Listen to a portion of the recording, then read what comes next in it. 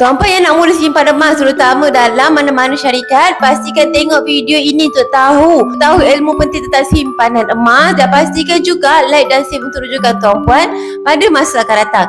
Okey, tuan-puan kena tahu yang pertama, kita bukan hanya tengok harga per gram sahaja. Kita perlu juga kira harga kos untuk kita dapatkan emas fizikal. Oleh itu, kebanyakan bank apabila kita nak dapatkan emas fizikal, ada charge yang dikenakan. Ada charge simpanan, ada charge untuk keluarkan emas dan sebagainya. Oleh itu, kita kena kira semua total untuk kita dapatkan emas fizikal dari bank, barulah kita boleh bandingkan adakah harga di bank jauh lebih murah berbanding harga di public gold. Tapi anak lagi muda simpan sahaja di syarikat emas yang mengeluarkan emas seperti di public gold. Sebabnya yang pertama, harga per gramnya murah dan boleh dapatkan emas fizikal sebanyak mana yang kita nakkan ikut kepada bajet kita. Dan yang ketiga, ada banyak cawangan untuk kita jual semula emas kita.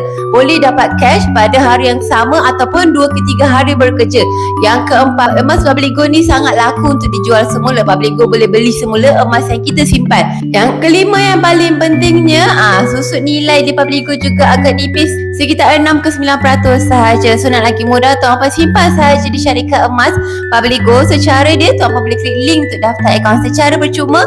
Kemudian tuan-puan boleh terus mulakan simpanan emas serendah RM100. Oleh itu, nak simpan emas di mana-mana syarikat sekalipun, pastikan 5 kriteria ini untuk pastikan kita simpan emas di syarikat yang paling terbaik. Akhir kata, macam biasalah, senangnya nak simpan emas.